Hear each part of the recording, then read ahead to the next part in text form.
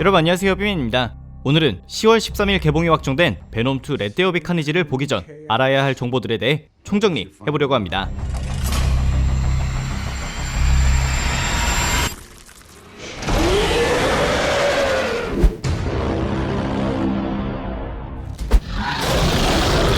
우선 우리가 베놈 1편에서 봤던 라이엇, 베놈과 같은 이 녀석들의 공식 명칭은 심비오트입니다. 이들은 외계 생명체로 과학자들에 의해 발견되어 지구에 온 것인데 총 4마리의 심비오트 중 베놈은 에디 브룩을 숙주로, 라이엇은 심비오트를 지구에 들여온 회사 대표를 숙주로, 나머지 2마리는 실험 중 폐사했습니다. 참고로 심비오트라는 생명체들의 목적은 침입 대상으로 삼은 행성의 모든 생명체를 숙주로 삼아서 정복하고 다른 행성으로 옮겨가는 것인데, 라이엇의 경우 목적대로 행동했지만 베놈은 심비오트 사이에서도 별종으로 지구의 멸망을 원치 않아 했습니다. 결과적으로 라이엇을 쓰러뜨린 에디와 베놈은 지구에서 함께 살아간다는 게 1편의 엔딩이었습니다.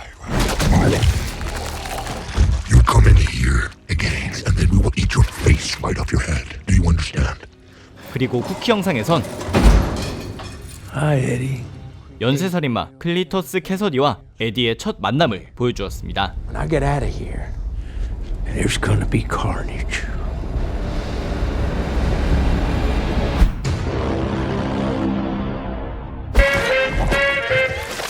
이후 섬뜩한 생김새와는 다르게 베놈은 에디에게 아침을 만들어 대접할 만큼 인간 친화적인 심비오트로 살아가고 있다는 게 이번 베놈2 레드 데어 오브 카니지의 설정입니다.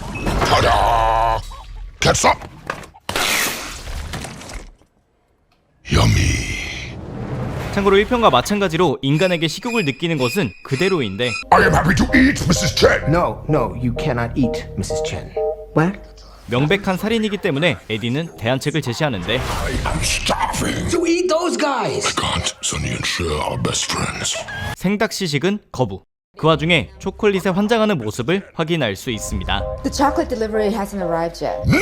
We had a deal.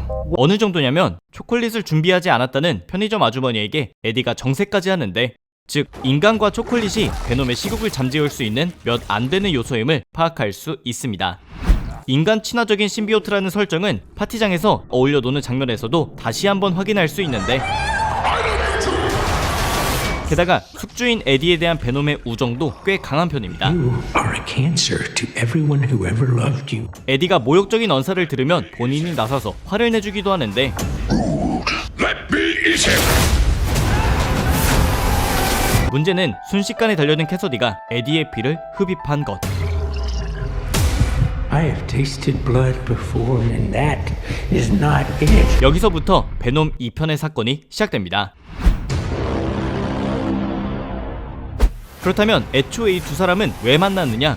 이는 1편의 쿠키 영상에서 확인 가능한데, Oh yeah, you know the FBI, they're just taking advantage of the one and only time you'll ever speak to anyone. They're hoping that I may help them identify some additional bodies. 즉 아직 찾지 못한 캐서디의 연쇄살인 피해자들의 시신의 위치를 알아내기 위한 것. Hey, Red.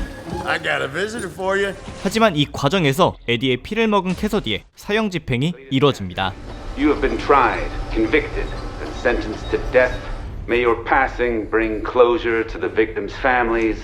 피해자 가족들을 모아놓은 자리에서도 Enjoy the show. 이런 소리나 하고 있고, 드디어 약물이 주입되는 순간 체내로 들어오는 약물을 붉은색의 무엇인가가 밀어내기 시작하고,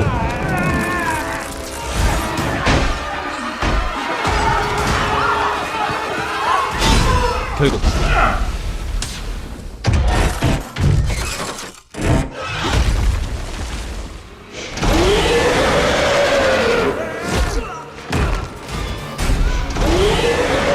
카니지는 자신이 갇혀있던 교도소까지 쑥대밭으로 만들었고, 심비오트와 결합하자마자 사망하는 일부 숙주들과는 달리 캐서디와 카니지의 조합은 발현 즉시 최상으로 최악인 조합을 보여줍니다.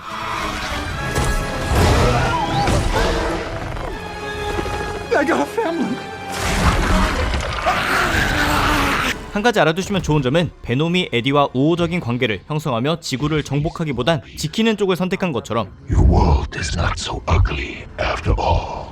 카니지도 사이코패스 연쇄살인마인 클리터스 캐서디의 성향을 따라갔기 때문에 탄생하자마자 흉폭함으로 가득한 존재가 된 것입니다. Any last words, Warden? No, please!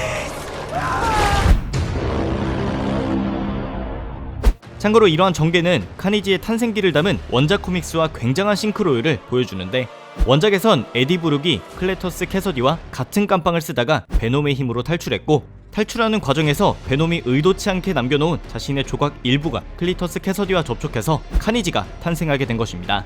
엄밀히 말하면 카니지는 베놈의 자식이나 다름없는데, 인간이나 동물들이 부모 자식의 관계가 형성되는 것과는 달리 이들 간에는 가족으로서의 감정이나 의무는 없다고 보셔도 무방합니다. Oh shit! Where you going? That is a red one! You need to come out right now. 그렇다면 이번 영화 속 악당은 카니지 한 명이냐? 다른 한 명이 또 있습니다. We meet Shriek. 바로 레이븐 크로스프라는 돌연변이 인간들을 가둬놓는 특수감옥 시설에 벌써 25년째 갇혀있는 인물인데, 이름은 슈릭, 능력은 소리를 빨아들이고 사람이고 사물이고 할 것 없이 치명타를 입힐 수 있을 정도로 강한 소리파동 공격을 합니다. 이렇게 위험한 슈릭을 탈출시켜주는 것이 카니지인데, They'll do anything to come back together. 둘이 정확히 어떤 사이인지는 영화에서 밝혀지겠지만 탈출하며 손을 잡고 나오는 모습 등을 보면 연인으로 추정할 수 있습니다. 한 가지 재미있는 점은 관계는 긴밀할지언정 이들의 능력은 상극이 될 가능성이 높은데, 일단 영화 속 이 클립을 잠시 살펴보면 카니지는 경보 소리에도 고통스럽게 반응할 만큼 소리에 민감한 신비오트입니다. 그런데 하필 구출해낸 슈릭은 소리 파장으로 주변에 무차별적인 공격을 하는 인물인데, 이런 상극의 요소가 영화 내에서 의도치 않은 피해를 줄 수 있을지가 기대되는 부분입니다. 결론적으로 이번 영화의 기본 전개는 클리터스 캐서디와 단독 만남에서 우연히 신비오트 일부가 연쇄살인마인 그에게 넘어갔고, 타롯과 더불어 또 다른 위험한 인물도 탈출시킨 상황이기 때문에 지구와 인간들을 좋아하는 베놈으로선 싸울 수밖에 없는 상황입니다.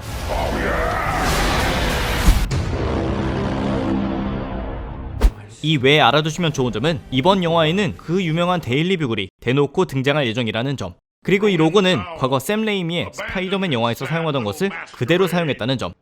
영화의 감독은 반지의 제왕에서 골룸이었으며 블랙팬서에서 봤던 비브라늄 불법 탈취자인 율리시스 클로 역을 맡은 앤디 서키스인데, 배우로서의 역량은 두말할 나위 없이 훌륭하지만 감독으로서의 역량은 어떨지가 기대되는 부분입니다. 그리고 쿠키 영상은 한 개인데 해외평론가 시사회가 끝나자마자 난리가 났었기에 영화의 크레딧이 끝날 때까지 꼭 극장에 앉아서 그 내용을 직접 확인해 보시기 바랍니다. 눈치 빠른 분들은 아셨겠지만 오늘의 영상은 레고의 유료 광고를 포함하고 있습니다. 베놈과 카니지의 레고가 특별한 이유는 이렇게 피규어의 형태로 출시되었기 때문인데, 두 레고 모두 신비오트들의 공통점이라고 할 수 있는 날카로운 이빨과 하관을 영화 속 컨셉에 맞게 재현했다는 점, 베놈의 트레이드마크라고 할 수 있는 혀도 완벽히 구현하고, 또 카니지의 경우 불처럼 타오르는 외적인 특성에 맞게 전용 스티커도 포함되어 있어 퀄리티나 완성도 면에서도 꽤 신경을 쓴 레고입니다. 평소 마블 캐릭터들을 좋아하시던 분들께도 추천드릴 만한 퀄리티이니 영상 아래 링크로 만나보시기 바랍니다. 여기까지가 국내에서 10월 13일에 개봉을 앞두고 있으며 돌비 아트모스, 아이맥스와 같은 다양한 플랫폼으로 만나볼 수 있는 베놈2 렛 데어 비 카니지에 대한 정보였습니다. 오늘의 영상도 재밌게 보셨다면 추천과 구독 부탁드리며 저는 영화의 떡밥 분석 영상으로 돌아오겠습니다. 감사합니다. 지금까지 뷰맨이었습니다. There's gonna be carnage.